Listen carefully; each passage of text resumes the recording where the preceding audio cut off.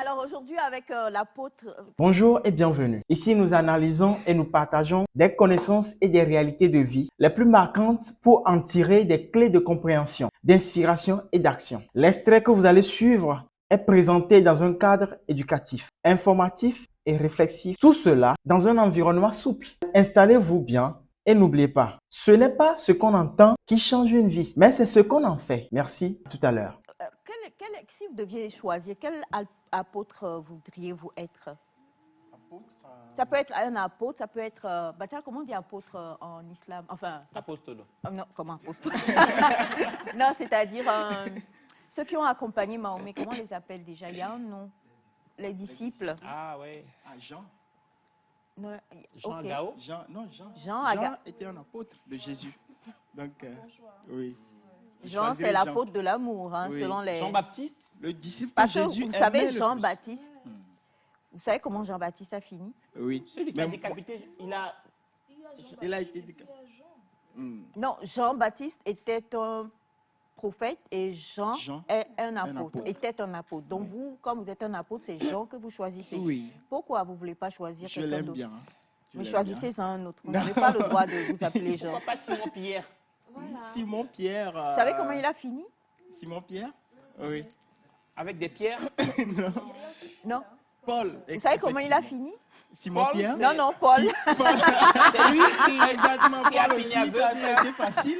Voilà, Quand donc même, vous préférez Jean. Jean Oui, pour parce que- éviter... Pour éviter tout. D'accord. Donc, Avec vous, on aura une découverte ce matin. oui, avec moi, je vous embarque d'ores et déjà dans mon labo, le labo créatif. Oh. Et aujourd'hui, nous allons parler d'un jeune sierra-léonais, un jeune qui a compris très tôt que dans la vie, si tu n'as personne, il faut te lever tôt. Il faut te lever, te battre, il faut te chercher. Alors, je veux parler du jeune Kelvin Do.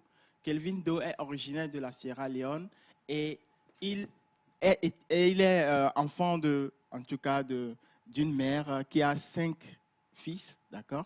Et que parmi ses enfants, il est celui qui se débrouille plus pour pouvoir aider sa maman. Il était lequelième? Le premier? Le cinquième. Le dernier. Ah, le dernier. Le dernier. D'accord. Déjà, on dit souvent qu'aux hommes bien nés, la valeur n'attend pas le nombre des années. Exactement. Et cela a été reconnu dans la vie du jeune Kelvin Do parce que déjà à 11 ans, ils habitaient un quartier très pauvre appelé Dozak Farm de la Sierra Leone.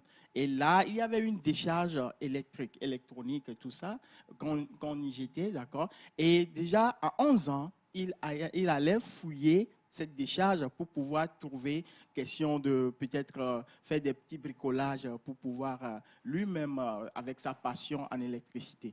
Et au plus il évoluait, il a trouvé qu'il avait une grande passion, d'accord, pour ce domaine de l'électronique. Et qu'est-ce qu'il faisait? Il amenait des choses gâtées pour pouvoir voir s'il pouvait les arranger. Et tard la nuit... Quand on dit des choses gâtées électroniques, on pense à quoi? On peut prendre la radio, les radios, Les portables, les baladeurs, non, portables, non. Non, mais Il peut y avoir quand même toutes ces choses. Donc, qu'est-ce qu'il faisait? Comme il savait qu'il était passionné de ces choses, il dormait très tôt et se réveillait très tard la nuit pour pouvoir travailler, avoir une silence absolue. Et sa maman l'observait parce que vous savez que nos mamans, ils connaissent tout un chacun de nous. Et sa maman l'observait. Il dit, quand les gens dorment, lui se réveille très tôt pour pouvoir faire ses petits bricolages. Il dort tôt dans la journée pour pouvoir se réveiller tôt la nuit pour qu'il y ait un silence absolu pour qu'il puisse créer, peut-être bien faire ce qu'il avait envie de faire. Exactement. À 11 ans. À 11 ans. À 11 ans. Oui. Et à 11 ans, tu faisais quoi à Armande, à part soutenir Vignon? À 11 ans, je pense que je faisais qu'étudier et je cuisinais aussi déjà pour toute la famille. Oui. Oh, Armande, mon bébé. À 11 ans, vous faisiez quoi à part vous sautiez la clôture, monsieur Vignon? À 11 ans, je pense que j'étudiais aussi.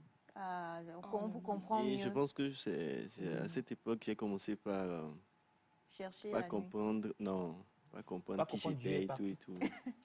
Pas Comprendre qui j'étais et tout et tout. À 11 ans? Oui, à 11 ans. Ah ouais, ça c'est pas l'adolescence même. D'accord. Alors, monsieur Wonder. Alors, à 11 ans, un jour, il a fait, dans ses bricolages, il a arrangé un amplificateur de son, un baladeur CD, pour pouvoir lui, parce qu'il était passionné de la musique également. Okay. Et en cela, il a pu créer son petit machin de DJ.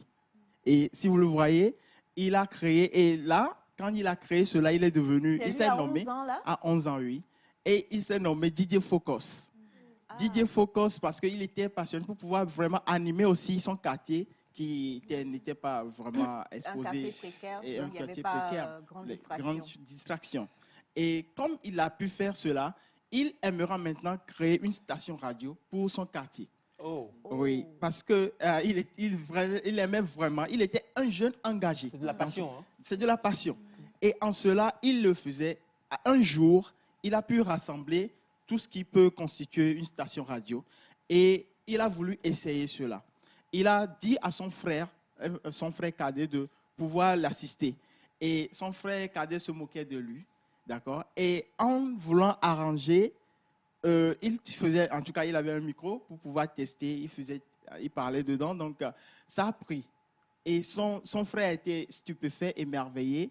Et c'est comme ça que sa radio est nommée 94.5 en Sierra Leone. Il a créé sa radio pour pouvoir vraiment aider sa communauté. Et à l'âge de 11 ans. À l'âge de 11 ans. Son jeune âge, là? Son jeune âge. C'est-à-dire il a essayé comme ça, de manière... il a fait des bricolages en étant amateur. Il a demandé à son grand frère de l'aider. Son grand frère a dit non, parce que bon, ça là, c'est... Il ne croyait pas à ça. Mais lui, peut-être que lui-même, il ne savait pas aussi, mais en tirant un peu ici, collant un peu les choses ici, tout ça, là, paf, il a parlé et en fait, ça a pris. Oui, et la radio 94.5 années. Oui. C'est ça. C'est ça. C'est le nom de la radio 94.5? Non, c'est la fréquence, en fait. Ah, d'accord. Donc, quand il a créé cette radio, ça a aidé sa communauté. Mais avant cela, il s'essayait aussi en fabrication de batteries. Parce qu'en Sierra Leone, en ce moment, l'électricité était vraiment très, très, très rare. Et il a vraiment créé, en tout cas, cette batterie qui a aidé sa maison et aussi le quartier. Et quand moi je vois l'histoire de ce jeune-là, ça m'a inspiré. Parce qu'à partir de cela aussi, il a pu atteindre d'autres niveaux. On lui a invité au MIT, donc Massachusetts Technology. Et il est allé voir comment est-ce que ça se passe. Il peut évoluer dans son domaine de créativité. Et aussi, on l'a reçu à Harvard. Donc, du coup, et aussi, il a été reçu par le président de la BAD. Donc, du coup... La Banque africaine de développement. Donc, tous ces parcours lui ont permis de cultiver, d'accord, son parcours de scientifique et tout. Et moi, j'aimerais bien qu'on puisse apprendre de ce jeune-là qui a fait cet effort, d'accord, de cultiver sa passion. Il a reconnu de sitôt peut-être ce que Dieu a mis en lui. Je sais que peut-être on dira que c'est Dieu qui l'a dirigé ainsi. Mais en tant que jeune Africain, partout où nous sommes, et faisons l'effort, d'accord, si nous ressentons une passion dans quelque chose, essayons de cultiver cette passion parce que peut-être cela peut être notre destinée. À quelque chose. Alors, il a commencé à 11 ans, il n'a toujours pas 11 ans là, ou bien non, gloire à Dieu. Il est là. Parce que les 11 ans ont duré. Si ce n'est que 11 ans là. Bien évidemment que peut-être qu'il a fait beaucoup de choses à 11 ans, d'accord. Et aujourd'hui, il a toujours la radio. La radio est toujours là? Non. Il n'a plus cette radio-là, ok. Mais aujourd'hui, quand même, il fait plusieurs autres choses. Il fait plusieurs autres choses. Ah ben, magnifique. Alors, en tout cas, en découverte aujourd'hui avec notre cher monsieur Honda, on comprend que la valeur n'attend point le nombre des années, c'est bien cela.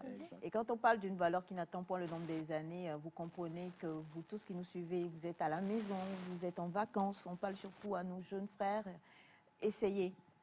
On n'a pas dit d'aller faire les affaires des parents vont brûler dans la chambre et dans la maison, hein. Mais quand même, essayez. Si vous avez une passion, on en a déjà parlé plusieurs fois sur ce plateau-là, parents, essayez d'observer les passions de vos enfants. Si vous avez une passion, changez la donne, je vous en prie. C'est important. Si vous avez une passion, montrez ça. Si les enfants ont une passion, accompagnez-les. Parce qu'aujourd'hui, Harvard ne va pas à Harvard qui veut. Ça, c'est clair. Harvard ne va pas à Harvard qui veut. Donc, si par ça, il a pu aller, malgré que son frère l'ait découragé et tout, c'est que quelque part, il faut toujours croire en vous, ne jamais abandonner. À 11 ans, on faisait quoi? On va terminer avec ça. Sans rien dire de long. À 11 ans, bah. Il ne sait pas. Il sait chercher. Vous avez oublié. Vous avez oublié ce que vous faisiez à 11 ans. Oui, j'ai oublié. C'est que tu étudiais, non? Au moins, ça, c'est tout le monde, c'est ce que tout le monde a dit. Est-ce qu'il étudiait à 11 ans? Oh, je ne veux pas dire peut-être ce que je n'ai pas fait à 11 ans. L'étude le faisait? À 11 ans, moi, j'ai commencé par faire Tati Nana avec, dans le temps. Il y avait Ouais. Tati Nana. Ah, ok.